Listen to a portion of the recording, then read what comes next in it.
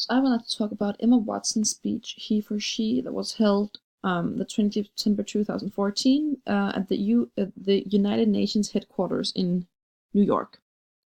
So this speech is held by Emma Watson, the former former actress and the Goodwill ambassador, the UN Goodwill ambassador, um, and um, and this speech's main claim is that women and men have to have equal rights and they have to be equal.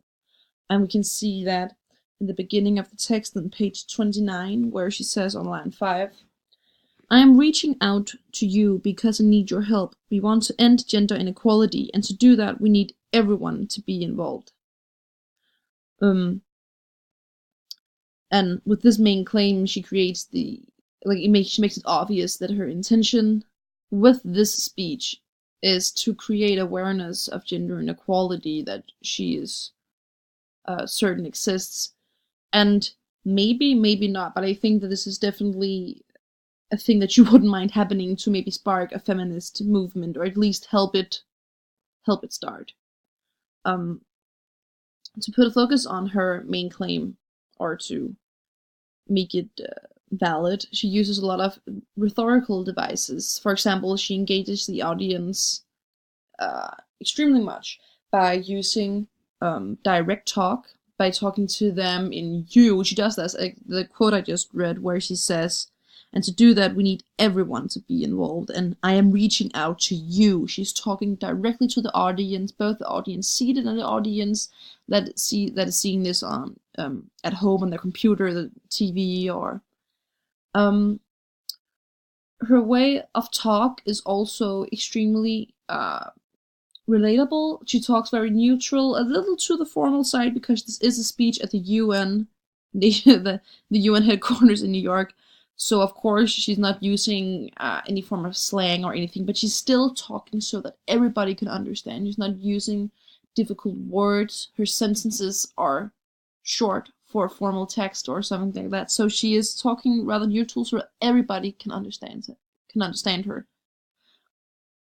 She uses repetitions a lot of times throughout the text. For example, if she says, she mentions a couple of times, if not you, if not me, who, if not now, when, to kind of get the message through to people, because the more you repeat it, the easier it is to remember. Plus, this is a very catchy, known phrase, if not me, who, if not now, when. It's been used a lot of times throughout history, so this is a very, I don't know how to say, good quote to use in this context.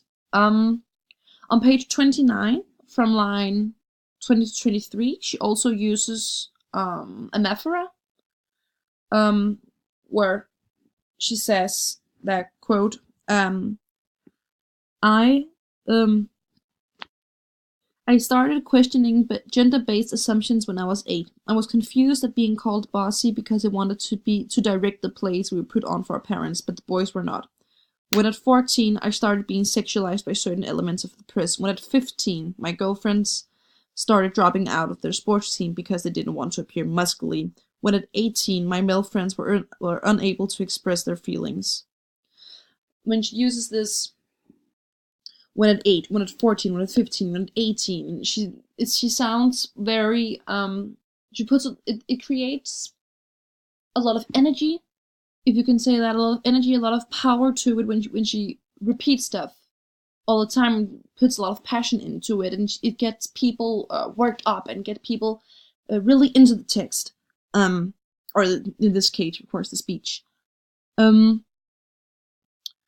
Also,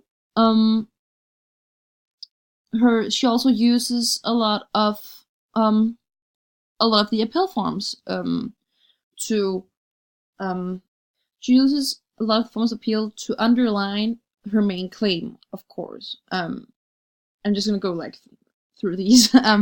She uses ethers. Ethers. She creates ether just by being who she is, who is Emma Watson, and Emma Watson is extremely known for her role in Harry Potter, Hermione Granger.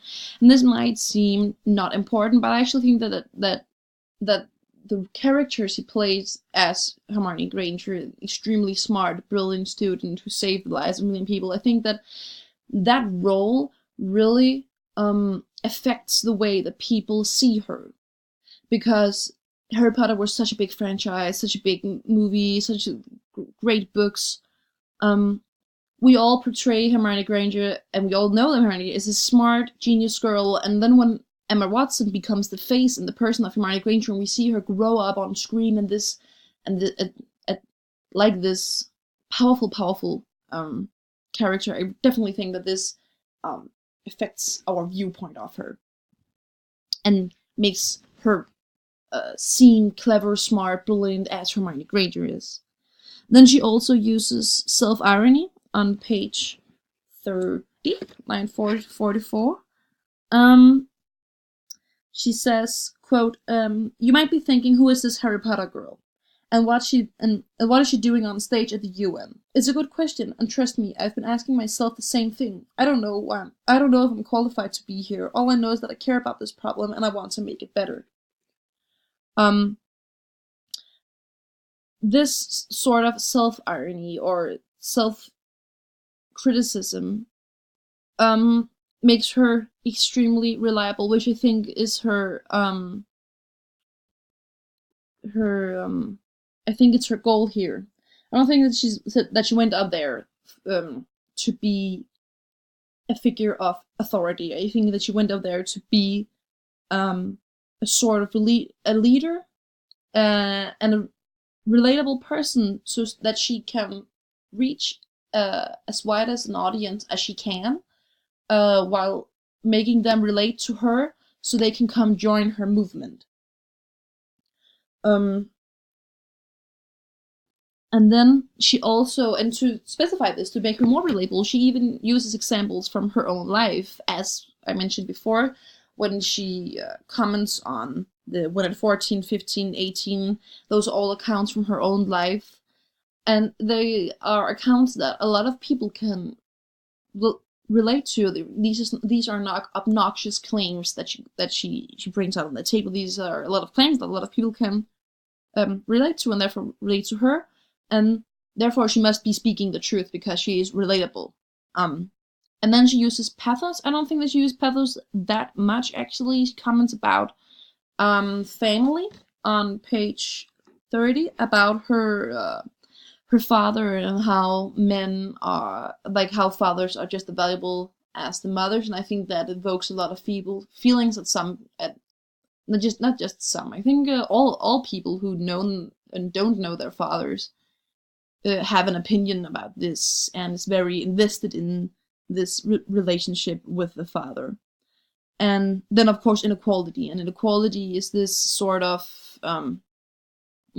floating word out there, because it's extremely, it's a very good word to use, because it everybody is against inequality. Everybody, not maybe some redneck out there is for and really think there should be inequality, but most people really don't believe that. So by using that, she also catches people, or people are like more agreeing with her more. And then, of course, logos and numbers and statistics, when on, for example, page 32, line 9 to 13. She says here that because the reality that if we do nothing, it will take 75 years or for me to be nearly 100 before women can expect to be paid the same as men for the same work. 15.5 million girls will be married in the next 16 years as children. And at current rate, it won't be until 2086 before all rural African girls will be able to receive a secondary education. And by using these numbers, she really gets people, like, it emphasizes her pathos, because by using logic, numbers, statistics, it makes her seem like she knows her stuff, like she knows what she's talking about. And then she also uses this open argumentation rather than the hidden argumentation, where we can see, for example, on page 30, line 29,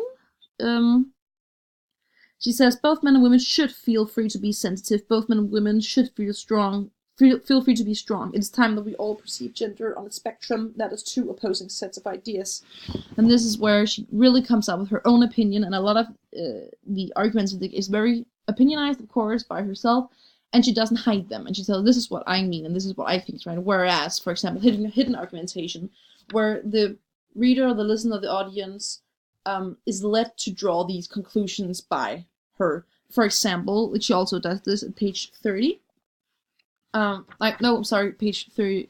Page 30, line 17, where she says that I've seen young men suffering from mental illness and able to ask for help or fear if it would make them look less macho. And this is not a personal opinion, but it makes people think the way she's thinking, that this is a gendered issue and therefore we must stop gender inequality. And I can see that I'm out of time and I don't have time for a conclusion, so yes.